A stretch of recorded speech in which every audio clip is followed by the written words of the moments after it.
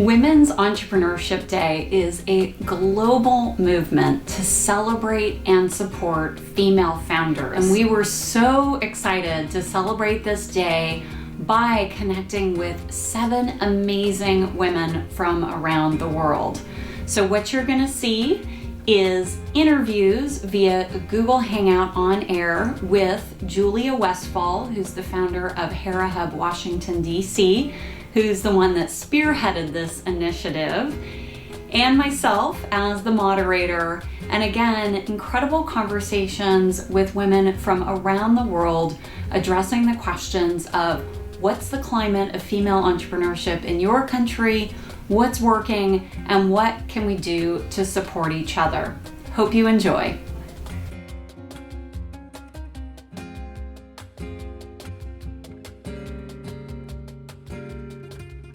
Even before I opened my space, this time last year, I thought, wow, wouldn't it be a wonderful thing to take the collaborative work spirit that is just part and parcel of the Hera Hub brand and extend it as much as we can to, it just doesn't have to be in the U.S., it can be globally as well, because like a lot of cities now, we all do business internationally in so many ways, and it's so easy to connect and find people that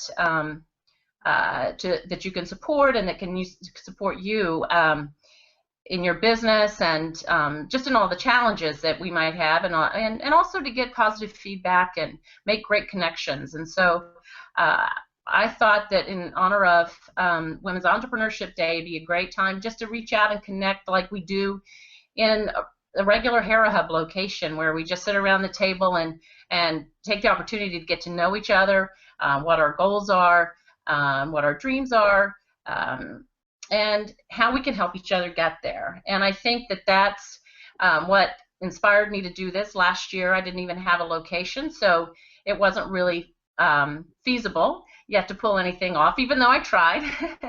but now it's with, and with Mary and Felina's support from out in San Diego, they do a terrific job supporting me every day in every way. So I just think it's a great opportunity to have people get to know the culture and the collaborative work spirit that Felina and Hera Hub are really trying to promote, just to help women achieve their goals. So that's the reason why I started this, and we have a number of members here that do business internationally.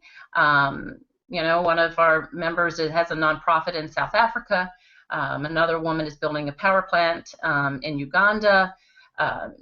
One of our office members is, practices international law. So, it's just being Washington, D.C., and there are a lot of other cities that do a lot of international business. So I felt it was just really a great time to try to reach out through their networks and just find a way to connect and stay connected and support each other. So, thank you. Great. Thank you so much, Julia, for kicking us off today. We have 7 amazing women from around the world that you're going to hear from. So let's get started. And one thing I want to emphasize before, just one little comment. This particular initiative of Women's Entrepreneurship Day, November 19th, 2015, was actually just launched last year. From what we found online, it's supported by 144 countries, which is pretty amazing.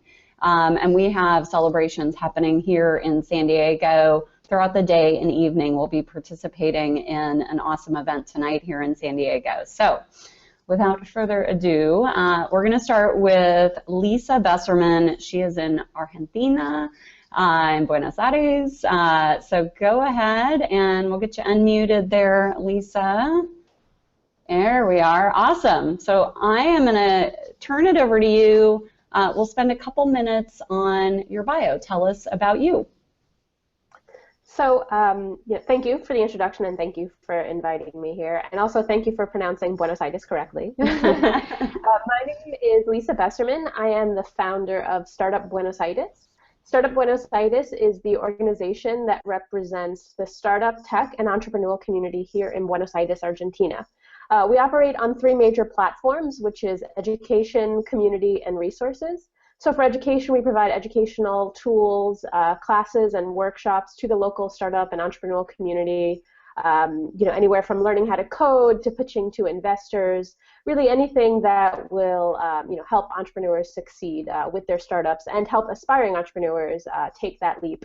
Next, we focus on community, and that's where we have not only a local community, but a global community of entrepreneurs, where we work to put Buenos Aires on the map of global startup ecosystems by connecting within the city and then also globally with other startup ecosystems around the world. And lastly is resources, and that's where we serve as a resource hub to provide resources and tools to entrepreneurs and to startups who are looking to expand or really just need resources and a support system to operate on a day-to-day basis. I'm originally from New York City, and I came to Buenos Aires in November of 2012.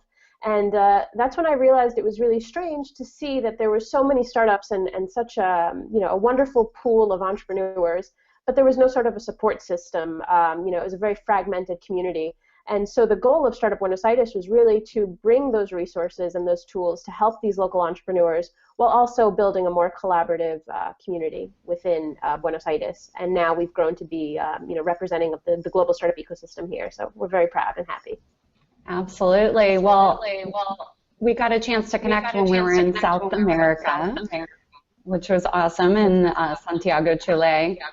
Talk about the overall climate for entrepreneurship. Yeah, I was actually very surprised when I came here.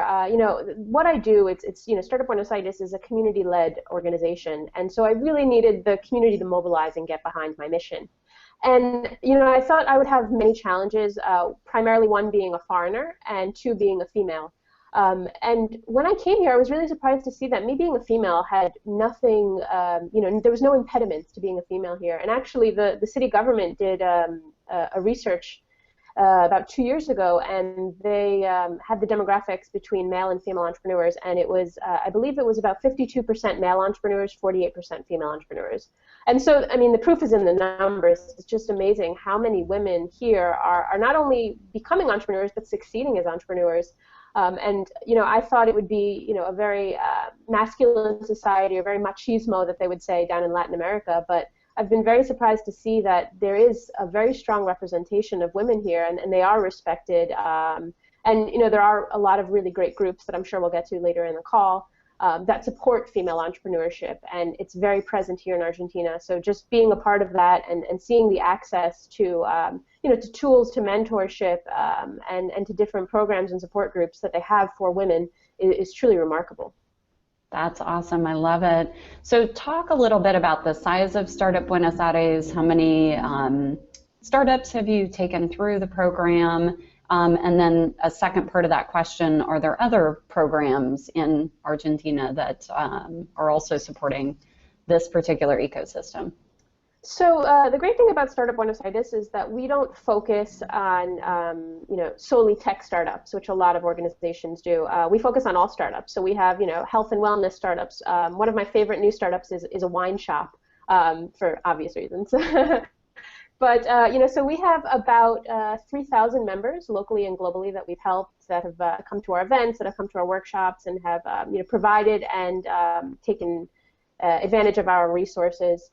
So our organization is definitely deeply embedded in the local community here. And then there are also other female-centric organizations such as Women 2.0, which is a global organization for women. It's an online community with offline events, which is really great. So it creates a physical space for women to tell their stories, to share their stories, and just to connect on an offline and more personal community.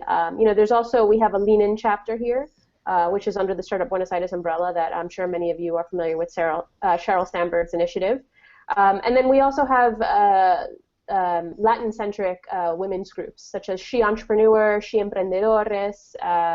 So there's a lot of strong female support groups here. And then we also, of course, have accelerator programs, such as NXTP Labs and WIDA, which don't necessarily focus on female entrepreneurship, but they definitely accept women and startups in their groups and have a very strong support system and mentorship program. Wonderful. Would you say most of the programming in general in Argentina is happening in Buenos Aires, or do you see a lot of other cities building programs as well? Well, Buenos Aires is definitely the epicenter for business and development in Argentina. That being said, there are other cities within the country that are doing things, such as Córdoba. That's the second or third largest city in Argentina, and then Rosario as well. So there are different, startup hubs where there's a lot of activities and accelerator programs and, great initiatives for startups happening. But definitely it would be centered around Buenos Aires. Okay, great. So one question, just to kind of take us back to your bio, what landed you in Argentina, in Buenos Aires? So I'm from New York City originally, and for any Game of Thrones fans that are participating, winter was coming, and I needed to escape New York. And at the time, I was working for a mobile app development company, and my team was in California, and my clients were all around the U.S. So it didn't exactly matter where I was, location-wise. And so I asked my company if it was okay to work remotely just to escape the New York City winter, and they obliged. And so I had about a week before my lease was up in New York to decide where I would go, because I didn't think that they would ever allow me to work remotely. And so I basically just looked at a map and I said, okay, where is it warm and where am I in a similar time zone where I could do business? I heard really great things about Buenos Aires. I hadn't spoken a word of Spanish, didn't have one contact or friend in the city or in the country. But I love to travel, I love adventures, so I thought I'll just go down there. It's only going to be a few months, and I'll have my computer and a backpack and my passport and I'll be fine. And so when I went down there, I fell absolutely in love with the city, and I saw this real need for this community to be built. And I guess I was crazy enough to think I could build it. And so then that's when I decided, after about a couple months, that I was going to commit myself to building the organization and staying in Buenos Aires long term. And funny enough, I actually met my now husband, who is an Argentine. I met him here as well. So basically every aspect of my life changed from that one unexpected trip to Argentina. So for that I say, absolutely take the path of adventure, and you never know what one small decision could lead to. And in my case, it changed my career, my life, and my love. So I got very lucky. So I encourage and inspire other women to do the same and step outside of your comfort zones and really take the plunge and do something crazy and adventurous and amazing. I love that. Thank you for sharing that. I had a little insight on your story, so obviously it prompted that for a reason. I appreciate that. Yeah. So last question, what can we do as female entrepreneurs to support each other wherever we are? Well, I think something that we can all agree on, and I'm sure we're going to hear this answer a lot, is creating a stronger network for women, not only online but also offline. Create different support groups, mentor groups, investment groups that focus on fostering and strengthening the bond between women and the education of female entrepreneurs. And essentially what you're doing with Hera Hub is it's one giant step towards accomplishing that. And I also think besides that, which is the obvious, which is creating these networks for women, it's also really changing the narrative between women. I get the sense that many times women feel that they need to compete with one another, and it's very hard to succeed when you're constantly worrying about the next woman and you're comparing yourselves between each other. And I think it's really important to change the narrative within ourselves and to really promote and support each other as female entrepreneurs, or just as women in general, because nobody else is going to understand the plight and the fight and the struggle it is to be an entrepreneur, let alone a female entrepreneur, more than fellow women.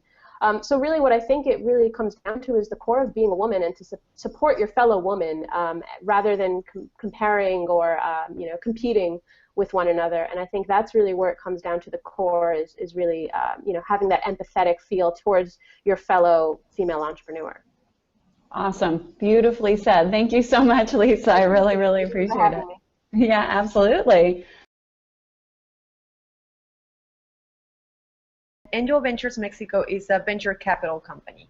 We're based here in Mexico City, but we have offices in Colombia and Peru as well. And now I'm overseeing the offices here in Tijuana as well as in San Diego. And what we do is we seek to link great ideas with capital. And our main objective is to provide intelligent capital So we add value to every investment we make by promoting its development through continuous monitoring, connecting entrepreneurs with investors, and providing a range of services to entrepreneurs, including mentorships. So this is not my company. This was started by Hernan Fernandez La Madrid and Alberto Ocio when they were studying in MIT their MBA. They started this company and raised money and thought that being both of them from Mexico, when they got back, it will be so much easier to start raising capital. So when they did get back, they noticed it was not as easy as they thought. So they just think, well, we know all the entrepreneurs and we know all the wealthy people, so let's just start conversations. Let's get them in the same room and start this working, and it did. So as the ecosystem evolved and Yo Ventures Mexico evolved as well, and now we have a co-investment fund. It's a small fund. It's at $20 million. And our network, it's now 250 investors, not only in Mexico, but we have a few in San Diego, and we have as well in Peru and Colombia. And the third thing, we're a high-impact incubator. So we're on second generation now. On our first generation, we helped over 28 companies. And now we're in this generation, we just finished, as in for last week, with 32 companies. So that had been huge for us. On another note, we just started a company, me and a couple of friends here in San Diego. It's called Central Ventures. So it's an urban development company. And we're looking, and then past endeavors or companies, we started the first binational co-working space here in Tijuana. So that was a huge success. And we started it in an abandoned place. And we could see how we could change that neighborhood just by changing the things that were there before. Because this is located at a place where all the bars used to be. So after 9/11, all the tourism stopped coming to Tijuana and based just in the border. And all these places got abandoned. So through that, we could validate the model, and now we're purchasing abandoned places and then putting cool things there, just to start changing the neighborhood. I'm also the curator of Global Shapers Tijuana. That's an initiative of Global Shapers of the World Economic Forum. And then I'm also promoting through Epic Queen for girls to start coding and developing web pages since they're little. So that's a little bit about my background. Awesome. Perfect. Thank you so much. You are up to so many amazing things. And I'm excited to hopefully see you at the Global Shapers event here in San Diego tonight, yes, right? I'm driving just after this. I have a couple of meetings here in Tijuana, and then for those of you that don't know, Tijuana and San Diego, literally I have offices here in San Diego, well, here in Tijuana and San Diego as well. So door to door, my office from Tijuana to the one in San Diego, it's 30 minutes. And this includes crossing the border. So it's not as far as you might think it is. Yeah, awesome. I'll see you there later. Perfect. So talk a little bit, Emma, about the overall climate specifically to female entrepreneurship in Mexico. Yeah, I totally agree. I don't think there's a huge barrier for any female entrepreneur other than will be for men. We have to think that entrepreneurship is a really new thing here in Mexico, I think in Latin America. So I think we're just trying to figure out what works, what don't, and just I think just trying to push it all together.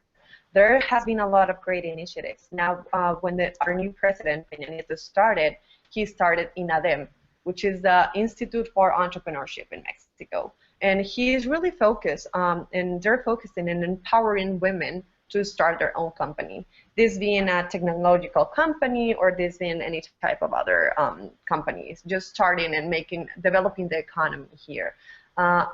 Also, and you might know about this, but with United States, we developed MUSAIC, which is the Mexico and United States Entrepreneurship and Innovation Council.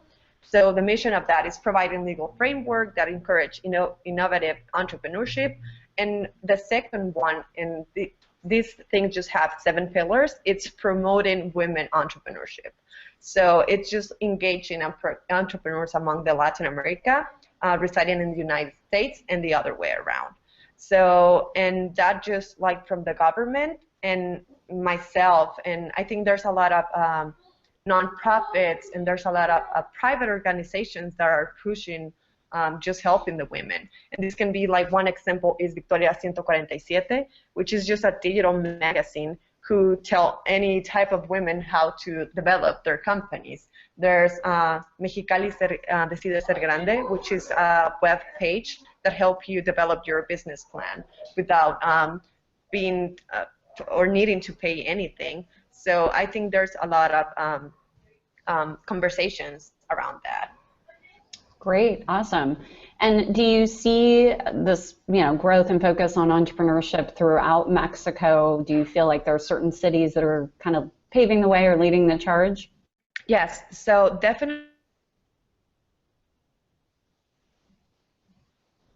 And again, given that most of the government offices that help entrepreneurship are based there, there's usually a connection between the place that they give the money and the place that they're used to. So you should fly to Mexico City, or you need to fly to Mexico City in order to pitch, in order to present the project. And again, if you look at the map, you might have Mexico City, then Guadalajara, where there's a lot of technological development, then Monterrey, which is a lot of industrial development, then Tijuana, and we're focusing on manufacturing. So, and I can put like, it's not a women-led, but one of the greatest company, and it's a unicorn, it's 3D Robotics, which is a company that started this guy from Tijuana. And I really like this example because then Chris Anderson, ex-CEO of Wired Magazine, is now leading that company. So they met through web page. He started funding the company, and now the R&D is based in San Diego. The manufacturing company is in Tijuana, and then the main offices, of course, where they're start raising more capital, are based in the Bay Area. So I think that's where we're selling here in Tijuana. How you can nearshore and how you can take advantage of that. And again, I think the women-led companies and all these organizations are based in the same places: Guadalajara, Monterrey, Tijuana, in Mexico City. Again, there's a lot of things going on more in the Caribbean, Yucatan, and all of that. But I think that that's just up and coming. And, awesome. I don't know. I'm really excited to see what's the development of this. Fantastic, awesome. So last question, Emma, what can we do as women around the world to support each other more, better? Yes, so I think this is a great start. I think just starting the conversation, knowing each other, and for all of these amazing ladies that are connected here and taking the time, it's just feel free to reach out to me if anything. If you heard, just being part of something, even Global Shapers or Angel Ventures Mexico, you have access for all this information or all this contact. And in Latin America specifically, it's a lot of who you know or who could connect you. And this is just maybe for opening a door and starting a conversation. But I think this is the things that we have to do. And do not be afraid of asking for help and getting help for other women. I think exactly together we can get further. Maybe if you go alone, you can reach there faster. But if we all go together, I think we can just get whatever we want to be. Awesome, I love it. Wonderful. Well, thank you so much for your time today, Emma. I really, really appreciate it, and I'll look forward to seeing you at the celebration tonight. Yeah, I'll see you tonight, and I'll have to disconnect in a few minutes, but I'll keep hearing.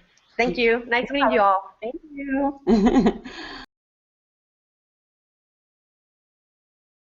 Great. I love the order you've selected. You've started with the Startup Hub and then some venture capital and angel work, and I'm on the other side. So I'm one of those companies who uses those startup hubs and is looking for venture capital and angel funding. So it's a great flip.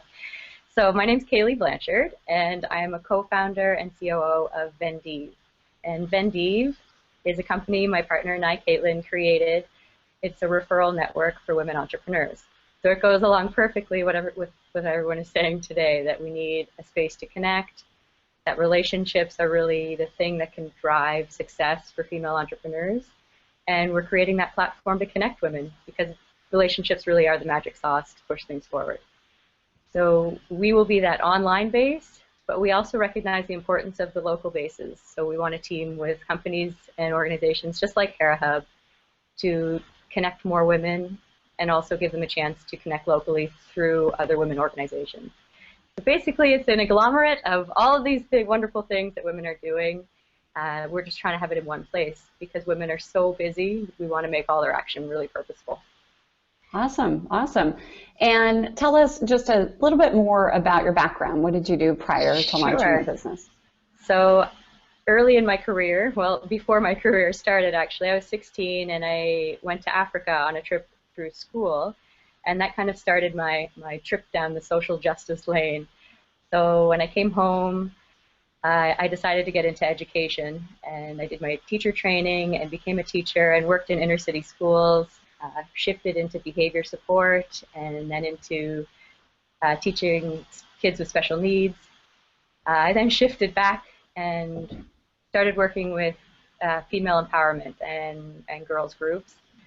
And from there, Caitlin contacted me and pitched the idea of Wendy, and it just struck a chord and made me jump ship from that 9-to-5 lifestyle and take on the entrepreneurial dream. And here we are a year later with a company that has thousands of women on the site, and it's growing. It's pretty amazing. Awesome, wonderful. So let's turn to climate, meaning the climate for female entrepreneurship in Nova Scotia. Totally. We were very lucky. We got accepted into a workspace called Volta, and it's a startup hub that supports mostly tech startups, but it changed the direction for us entirely. So having that community really makes a difference. Before we were accepted into that program, we felt a little bit isolated, admittedly, but once we were in there, we felt super supported. We were connected with so many other people, and there really didn't feel like a difference between males or females in that space. When we did start raising funds, we could feel a little bit of the challenges that females face when raising. I think that the stat is something like 96% of funded companies are male-led. So it's a percentage that needs some work, but we looked at it as an opportunity. It was easier to find those targeted people who were focused on female-led ventures and female founders. It was an opportunity to find males too who had females in their portfolios. So although it's challenging to raise funds, there's also a benefit, and you know who to target when you are a female leader. So it's been an exciting journey, and we've had some success raising funds. So it's a climate that accepts females or males, and whether it's tech startups in general, or female entrepreneurship and small business, I think Canada is a great place, and Nova Scotia too. We don't feel that discrimination anymore, I don't think. Good, awesome, fantastic. So talk about just other programs or things that you're seeing that are really supporting entrepreneurs, both men and women. Futurepreneur has been amazing for us, not just with support and community, but also with small business loans. A group called SheEO, led by Vicki Saunders, is incredible. She's actually one of our first advisors, and she's trying to change the way females get funded. And she's started a new campaign to have 1,000 females fund 10 companies just to get them off the ground, and not just the finances, but then that network. So each time they have another round, it grows the network, so you have more people to connect to help you get going. Because, like I said before, relationships and connections are really what can push you forward. Awesome. Are you seeing much government support for the startup scene in Nova Scotia? Definitely. Since there's limited venture capital, limited angel funds, the government really has stepped up. They have a program called ACOA. They have NRC IRAP programs, which if you apply, you can get matching funding for any of the private equity that's brought into your company. So we've taken advantage of that, and it's made a huge difference. It really extends the runway when you're trying to build a company from scratch. Awesome. Wonderful. Good. So talk about what you're seeing on a global basis, Kaylee, not only there in Nova Scotia, but maybe throughout Canada, and really looking at how can we connect and continue to support one another. And obviously your platform is definitely a great start for that. Right, we started local in Halifax and quickly found out that it wasn't just locals that wanted this. We now have members from 42 different countries. They're all coming to connect because, like you guys mentioned before, women need other people who understand their journey, and who better than other female entrepreneurs. So on Vendiv, you can go and ask questions. The experts there can give you feedback right away, and then you earn credit and become more credible as an expert by helping other members. So it's really the first place where the more you help, the more you get back for your business. And women seem to really respond to that. I don't know about you, but I know for me, I have to make my time very purposeful. Getting sucked into Facebook or other things, you just don't have time as a solo founder or a solo entrepreneur or business owner. So all your actions have to be purposeful. So knowing that you're going to a place where you're meeting the right people who understand you and can support you is huge. Awesome. And Kaylee, what are a couple of your goals for the platform in the upcoming year? All right. Well, our aim this year is to grow the user base so members have more support more quickly whenever they need it. So either for advice or for pros to hire or to get leads for their own business. Our goal this year is to expand the network. We also are working with other organizations like Think Global and SheEO. So within the platform, you'll be able to tag yourself as, for example, a Hera Hub member, so you can then search for other Hera Hub members within the Vendiv site.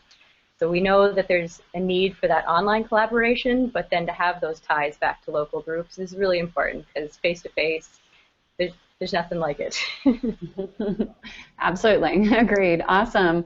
Well, thank you so much for your time, Kaylee. Really, really appreciate it. It was great connecting. Thanks a lot.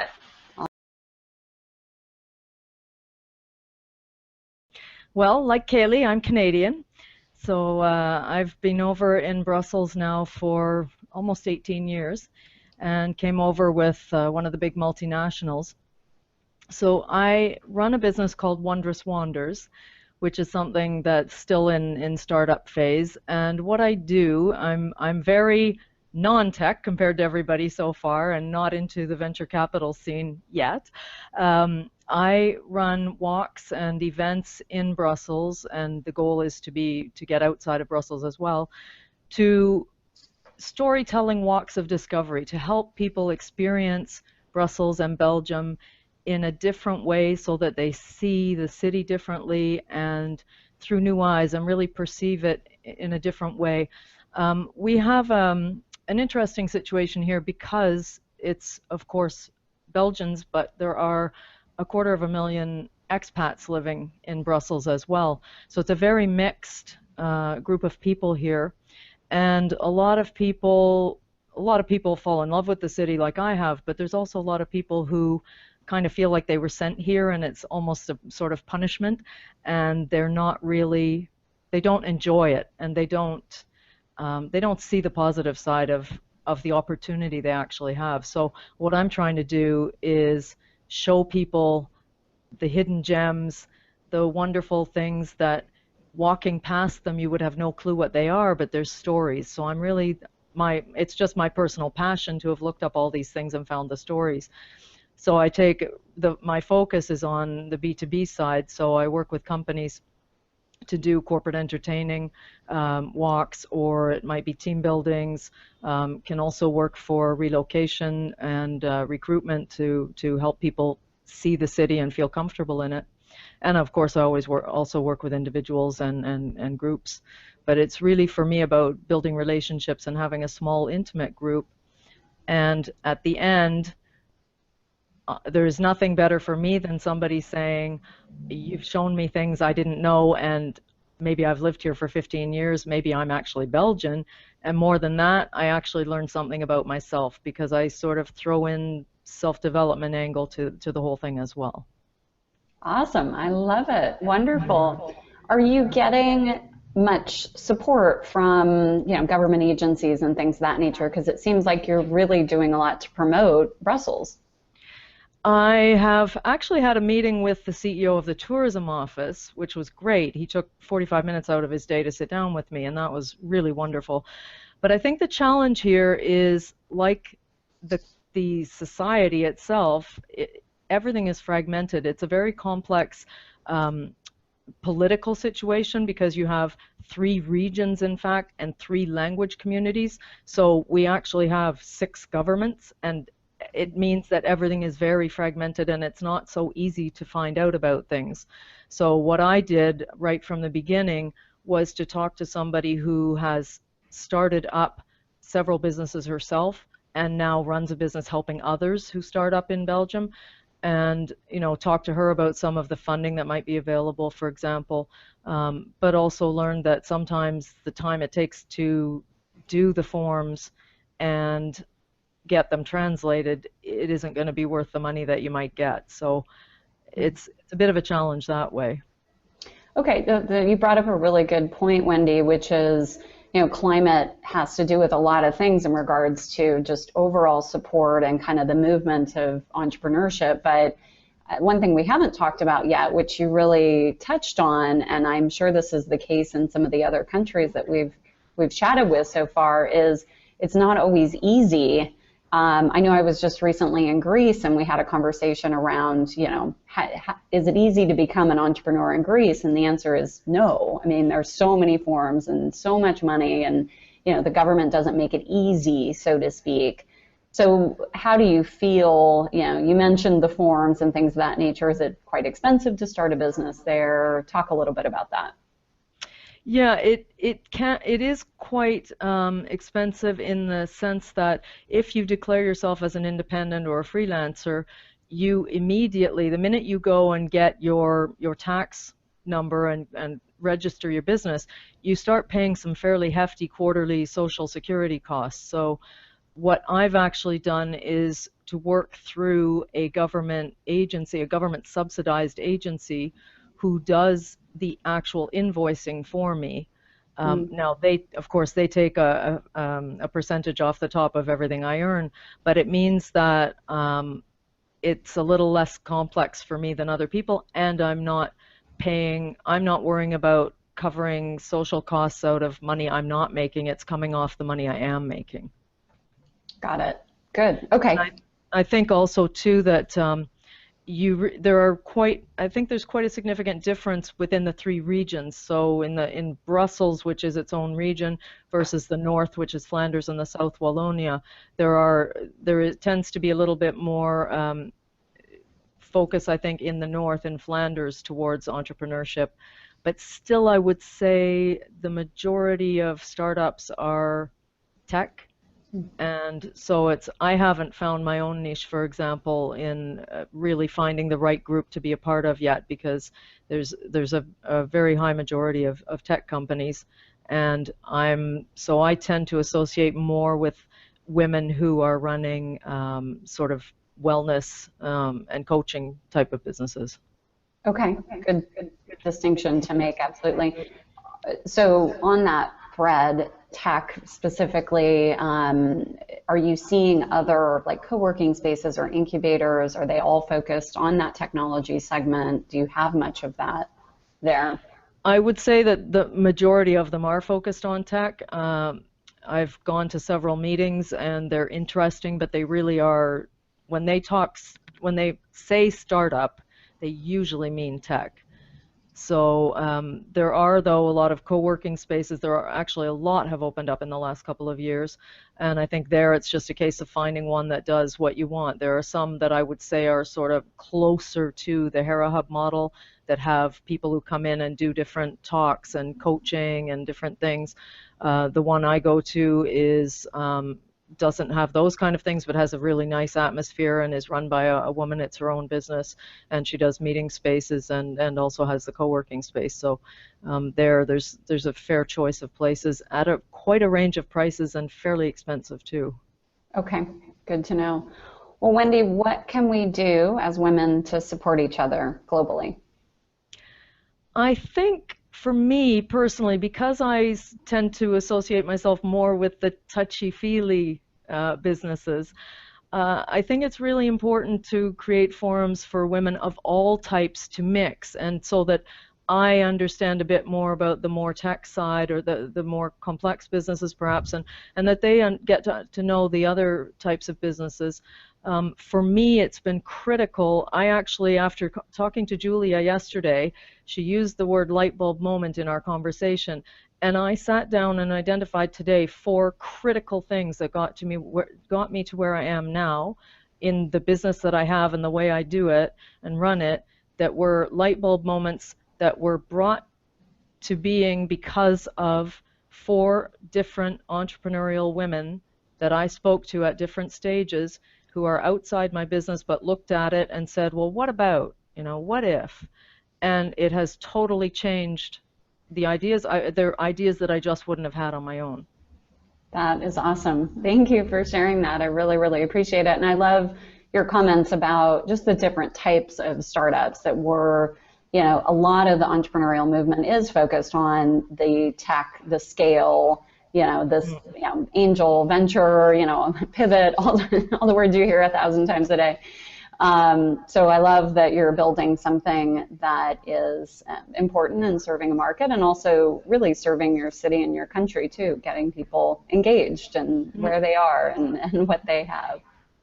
Yeah, it's my vision to make people fall a little bit in love with Brussels. And Belgium. Awesome. Awesome. Well, thank you so much for your time, Wendy. Really appreciate it. Thanks.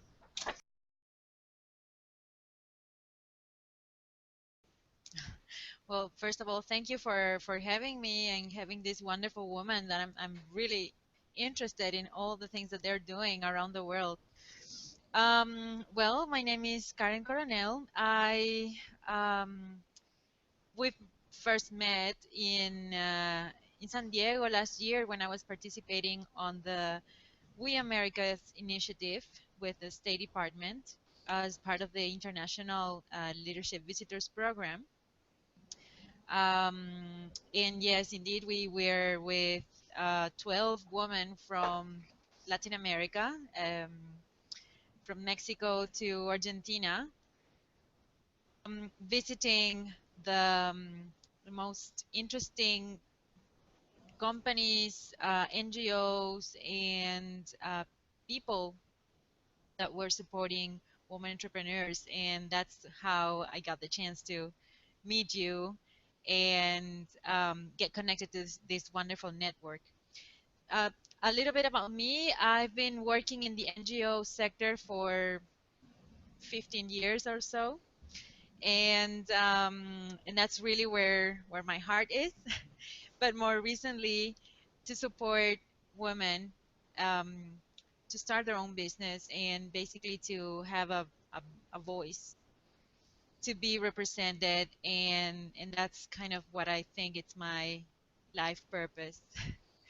I've been working for children's NGOs and for youth, and in my last job before I started my company was the American Chamber of Commerce in Paraguay, where I've been for 3 years, and that's where I really got the sense of business in and so I incorporated that into my professional life. Well, after the chamber, I decided that I wanted to do my own thing, and I started a company called Grow, which is a consultant firm for NGOs and business led by women.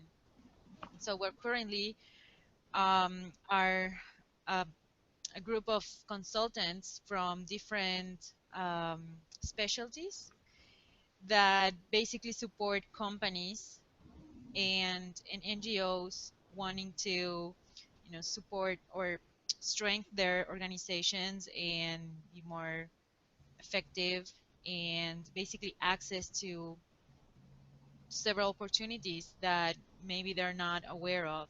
So that's what we're doing, and we've been working with some companies in the IT sector and also in the international commerce sector, and it's so far it's been a wonderful journey. over a year now. So I really have to thank the opportunity back a year and a half ago to meet all these wonderful and inspiring women and have the courage to start a new business on my own. Fantastic, wonderful. Well, let's talk about the climate for entrepreneurship in Paraguay. Sorry, my coffee hasn't kicked in this morning.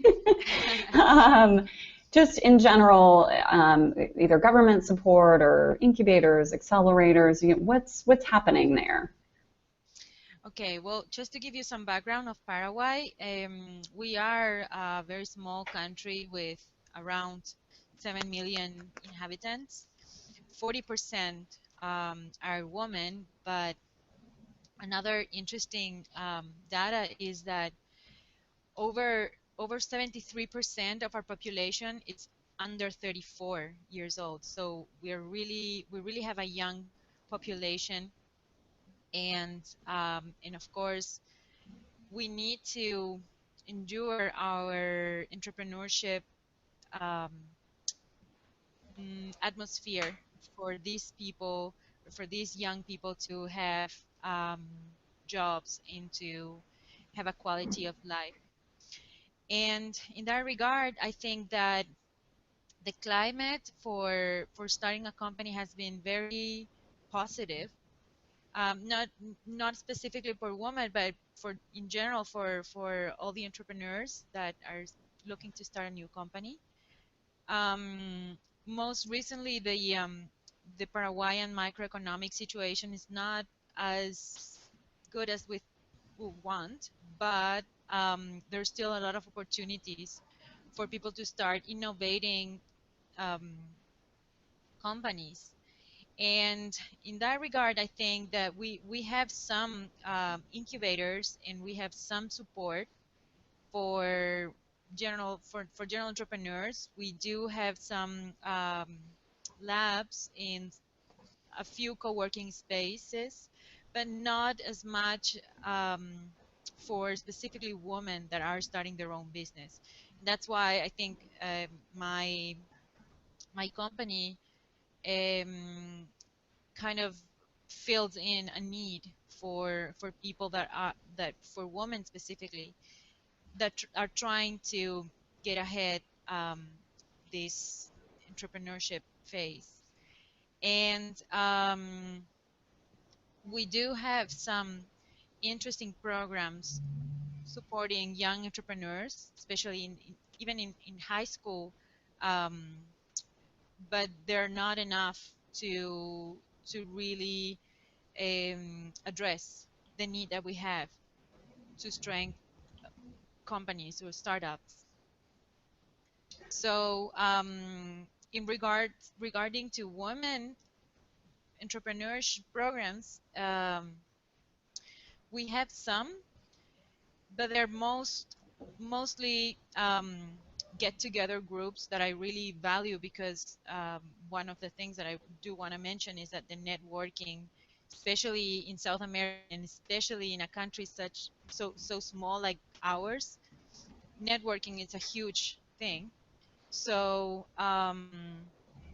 we do have some initiatives that will gather women once a month, maybe to talk about a few things like social media and how to get started and where to look for this and that. But I still think that we have a lot of opportunities to be developed towards strengthening those programs and actually doing um, a stronger support group for the women that are starting a new company.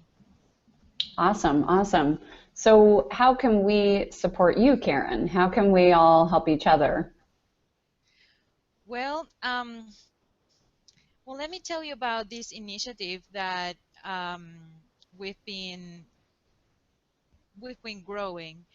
Um, like I told you, and like I mentioned, last year we had the We Americas initiative program, and this year, after the third generation, we actually put together an association called the We Americas Association, And we are working on a platform to um, basically connect all the women around Latin America. So you might get an invitation to join us very, Perfect. very soon. I am looking forward to have more women in these leadership positions to help other women strengthen their well, their networking abilities and their influence in several subjects that are still uncovered. And I think we really have a lot to give and a different point of view on very many subjects, of course, including entrepreneurship. So my message will be that definitely we need help opening up more spaces for women to go in and show what they have to offer. Awesome, awesome. Well, Karen, thank you so much for your time. It was great to reconnect with you. A pleasure. I live in St. Petersburg and work there in a university, ITMO University, in innovation office. Our office helps our innovative startups and scientists to start their own entrepreneurships, to become entrepreneurs. And we have 2 acceleration programs. One of them, actually, Future Technologies, had a pitch session in Belgium, Brussels, in June.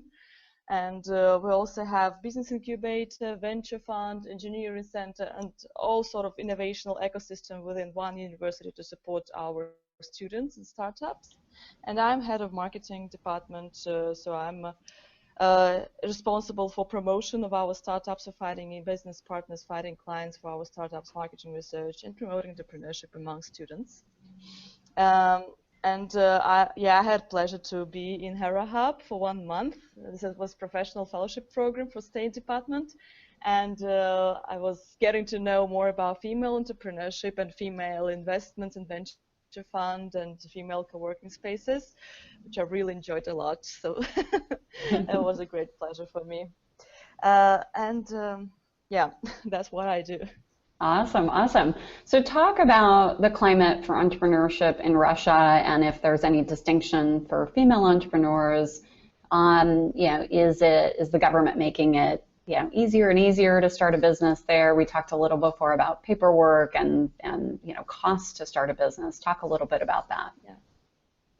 Generally talking about starting a business, it is not difficult, it is possible.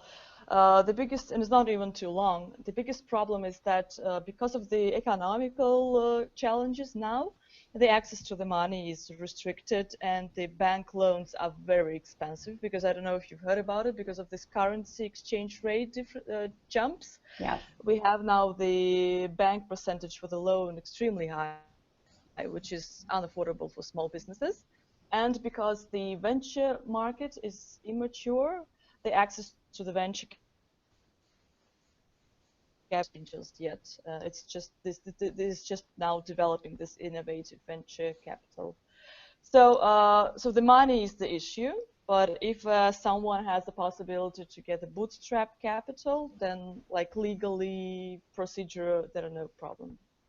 Okay, got it. Sounds good. Yeah.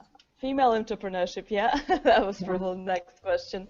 I was actually looking for some statistics today, and I was surprised to know that Russia is one of the top countries with the biggest share of females in business, which is something like 43%. Awesome.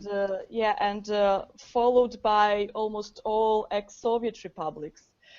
Because like in Soviet Union, after the revolution, the female were totally equal. We're like one of the first countries with the vote rights and educational rights and working rights. So yeah, PricewaterhouseCoopers rates Russia as one of the most female, biggest female share in business. So there is no legal problems, like no problems with education. There's a huge now entrepreneurship support system all around Russia, which is accessible to women.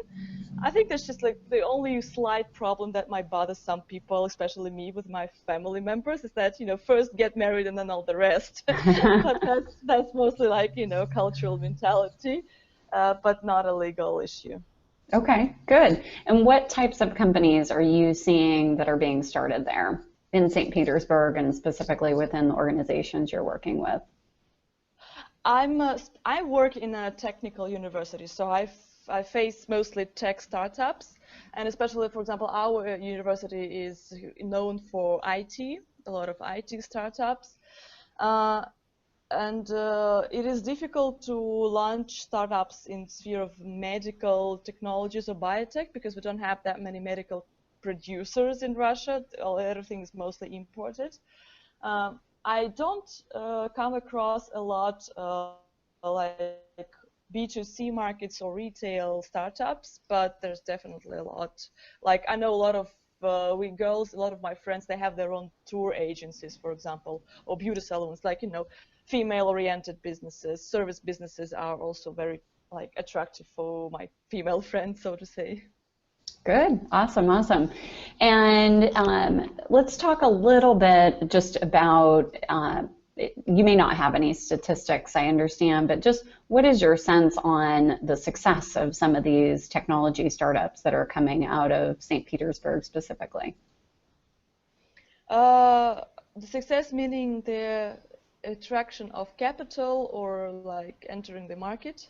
I'd say more entering the market. And again, just maybe even a case study of a company that you've worked with specifically, or just in general, what are you seeing?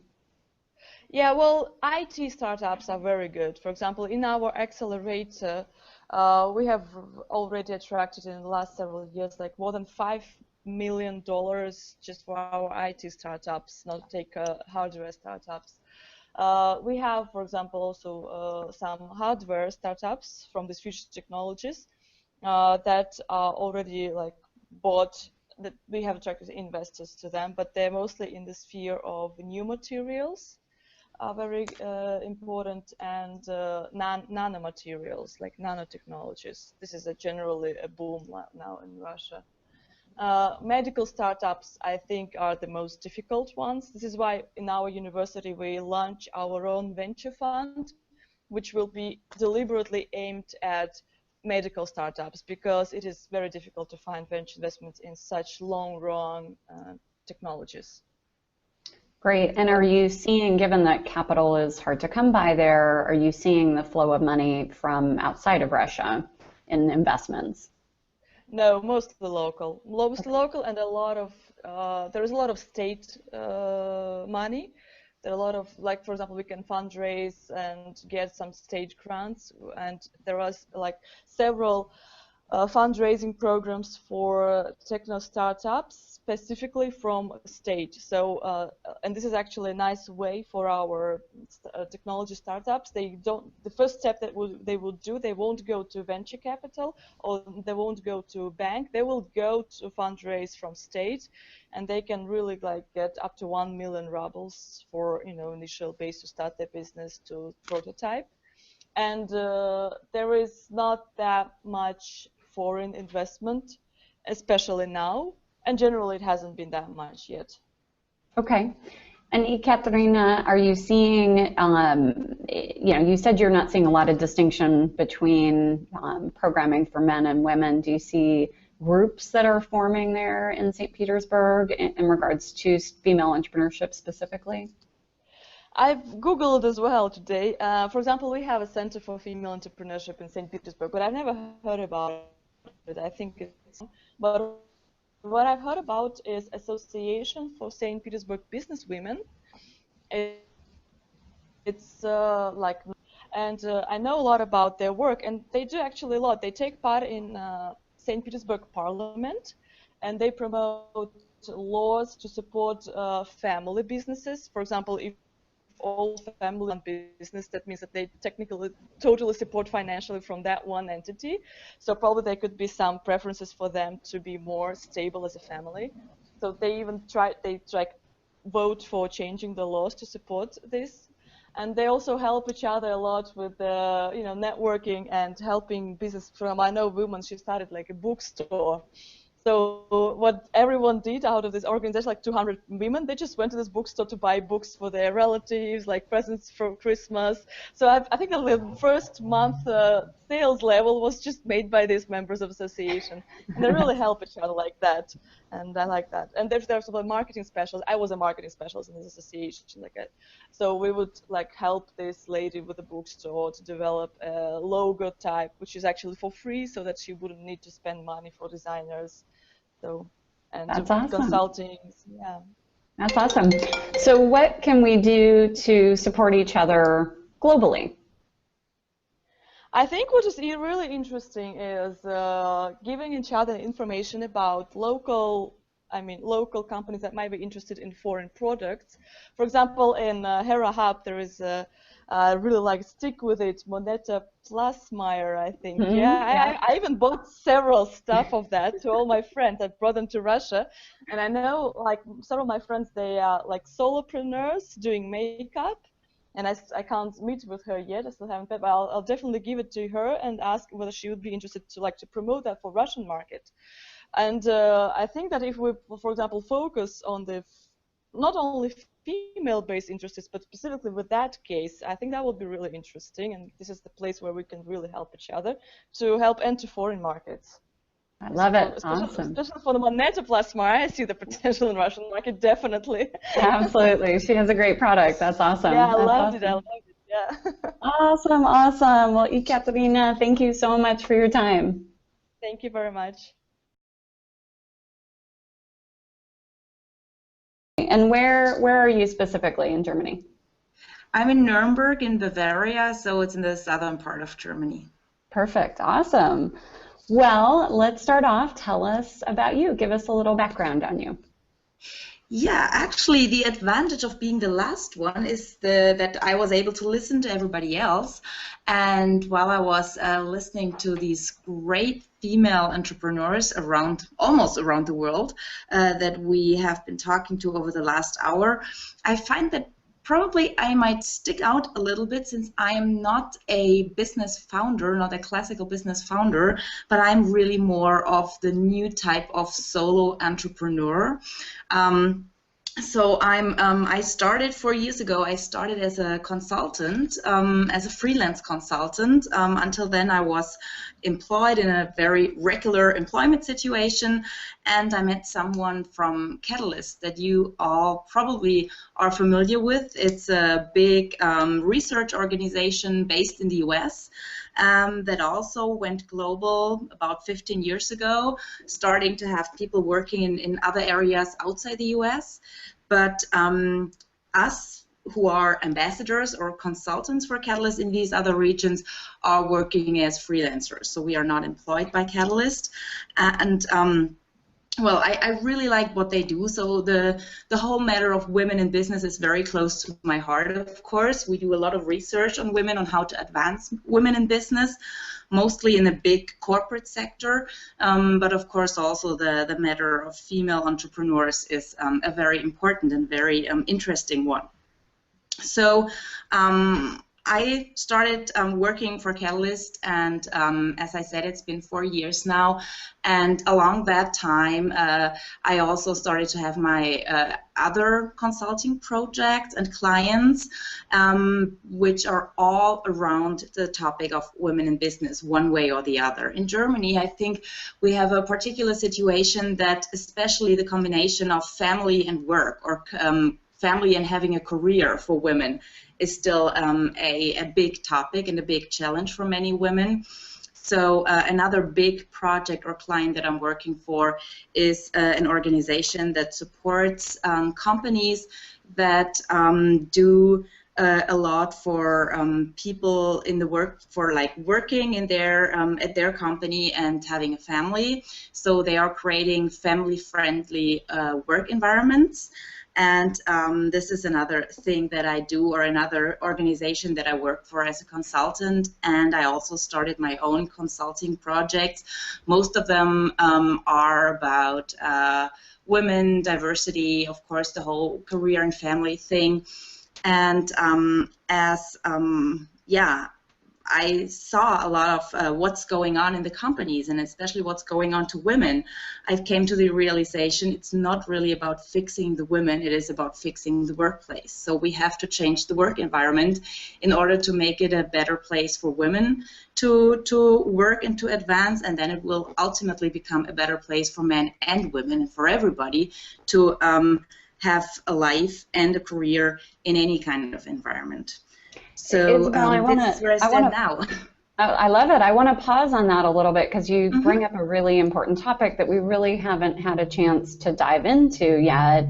And I would say, certainly we're doing some of that work here in the U.S. As well. But what I see, obviously, in my viewpoint here at Hera Hub, and what we have a lot of our members who have stepped out of corporate to launch their own business specifically because they weren't finding that work-life balance. I know a number of our female attorneys, for example, working your way up through a law firm is not an easy process, and having a family and having some semblance of balance in your life is very difficult to do. So we see them sort of leaning out, as we like to say here, to start their own business.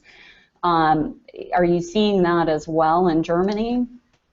Yes, actually we are seeing it, and we're seeing it, as you mentioned, and similar over here, especially with women who have already come very high on the corporate ladder, on the corporate career ladder. So there are women that have been on boards of the DAX 30, the 30 biggest companies in Germany, who have been on boards there, and then they stepped out to start their own business.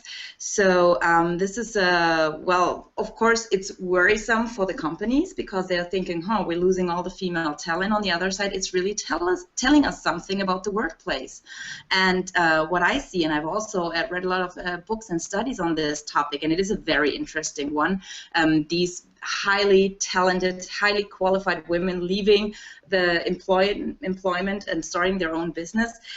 I really think what these women see, or what these women are having challenges within the workplace, is what a lot of younger people are struggling with too. Exactly, they want to have a meaningful career, they want to have top jobs, but they also want to have a life, and they want to have careers, they want to have families and friends, and they want to have it both. So I really think what we've been hearing about women over the last 10 or 20 years, why they are leaving businesses, it's very close to what millennials are thinking about careers too. So I think women are a model for the workplace of the future. I love that you said that. That's so well put. Absolutely. And to your point, let's kind of pause on that a little bit too, because we're seeing the same thing here in the U.S. And I'd love to go back through the panel and ask some of these questions of everybody, because I'm sure there are some threads here. You're absolutely right. I mean, we, even here at Hera Hub, our demographics scale between age 22 and 71 at the moment is the array of ages we have in our community. But more and more I am seeing younger and younger right out of college. It's like, I don't want to go work for the man, right? Figuratively. Exactly. I want to, and they're willing to do many things, right? They maybe are, doing graphic design and driving Uber and, picking up tasks, on sites like TaskRabbit, or, whatever they need to do to build a life, so to speak, that they're passionate about. I mean, that passion is a big, big word, so to speak, in regards to what's driving this. So you're seeing that very much there in Germany as well, then?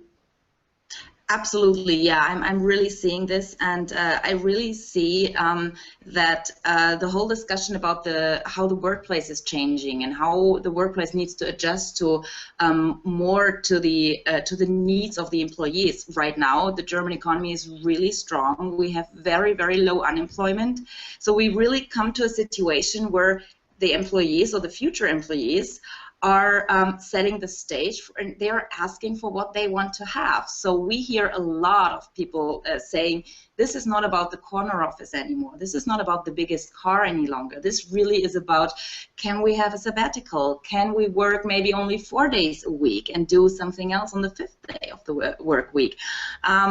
Like, what are your family leave policies in the company? And some of the especially older people in the companies are really well, they are challenged by that. They don't really understand, why don't they do anything to have a career just as I did back 30 years or whatever. So I think we see a lot of changes there, and I really think it helps the whole discussion about women in the workplace. And I have a really good friend who is a professor at a university and does a lot about these topics. And after a really frustrating experience a couple of weeks ago, I asked her, when was the last time that you had really like sparkling eyes when you were talking about gender in the workplace? And she said, I don't know. And I said, and when was the last time that you had really sparkling eyes when you were talking about the future of the workplace and new work? And she said, oh, that was just yesterday. And I said, exactly. So I really think that we have been pushing our heads against the wall for quite some time, talking about women and gender in the workplace. And I think we are making our lives easier, really talking about the future of the workplace, about millennials and women, about millennials and gender and so on. And I really think it's a new approach that is just still about the same topics that are close to our heart, but approaching things a little bit differently. Awesome, awesome. I love it. We have a private chat going with all our participants here, and Karen in Paraguay just chimed in. Isabel, that's wonderful. Oh, I see it. That's so nice. Thank you. So, yeah, you are bringing up such just an incredible conversation here, and one that I think would be worth, and we're going to turn this over to Julia in a few minutes to kind of wrap us up, but one that maybe is worth yet another discussion as we talk about what's next and connecting globally with women. I really, really like that. It's just reframing the conversation. I know some of the predictions, and these are predictions, but some of the predictions here in the U.S. are that 50, some are saying even 60% of the knowledge-based workforce will be quote-unquote independent by 2020. So that's consultants, that's freelancers, that's entrepreneurs, exactly. You know, that broad category. And so that's interesting to look at both here in the US, but also globally. What are those trends? And I love that you're saying women are, you know, essentially leading the way, because millennials are right there with them in regards to how we work and when we work and with whom we work with. Exactly. Yeah, absolutely. I can only agree with that. Awesome. I see Kaylee chiming in here as well. She's got a statistic. The new model is definitely wanted. 34% of females in Europe are already freelancing. So yeah, we're seeing and same stats there, that it's expected to grow to 50%. So yeah, here in the U.S. they're saying it's right around like 34% of the knowledge-based workforce. Amazing. Yeah, it's really, I mean, and to your point, companies, I think, yeah, we're seeing that here too, are just, some are getting it, but a lot are not. And, you know, especially women at higher levels, our power company here in San Diego Gas and Electric, we just hosted a group of female leaders here around this dialogue, because they're seeing that too. Women are, you know, at the higher levels are exiting for a lot of different reasons, and that knowledge transfer is not happening. The leadership is definitely changing, and companies are going to have to address that. Absolutely, yes. Awesome. So Isabel, what would you like to see us do moving forward? I also think it's really important that we connect with each other. Like this chat tonight is really amazing, and I'm so glad that I just stepped by Julia's office last week. and met her. So I really think this is great. It's great to hear what it's like for people in other places in the world. Also, I am pretty active in social networks because I'm working from home a lot, and I also have a lot of I'm going to a lot of meetings. But this, of course, is all my clients are no entrepreneurs. My clients are all working for companies, so I don't have a lot of like-minded people. All my friends are employed, so I really think it's important to find each other and to support each other. Either when it's online, it's great to have something like a co-working space for women. I really love the idea, and this is why I actually saw Julia's ad in the Washingtonian, and I was like, okay, I need to send her an email because that really sounds interesting.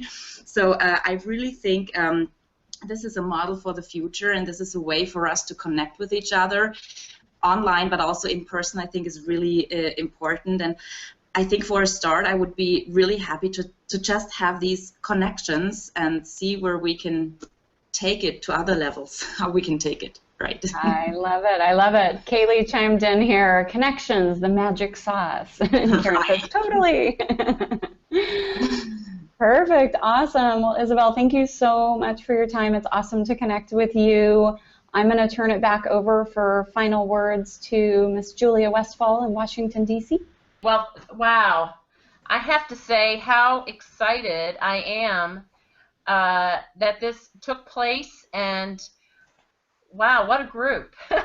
You know, just reaching out to friends and people that knew people, and what an amazing, amazing group of women we just assembled today. And I think it is really a celebration of women and women entrepreneurs, and actually women in business. It's one of you had mentioned about, you know, the power of us all kind of working together, and I feel that here in Washington, D.C., too, with just my community. And by the way, there are 8 or 9 of my members watching this in the conference room, so they are, you know, they're very excited to hear the dialogue and to meet you guys as well. And I really feel that it's an opportunity for us to just help push everybody forward together, you know, and I'd be more than happy to help us continue this conversation. If we feel that that's something of value, we can figure out a way to structure it so that you know, that we can do this, you know, quarterly or a couple of times a year. Even when I first started talking to my membership about this, you know, one of the things that they really love about the Hera Hub model and what they were hoping to kind of help pass on is just the, you know, we have so many experts, people that really are very knowledgeable in their particular area.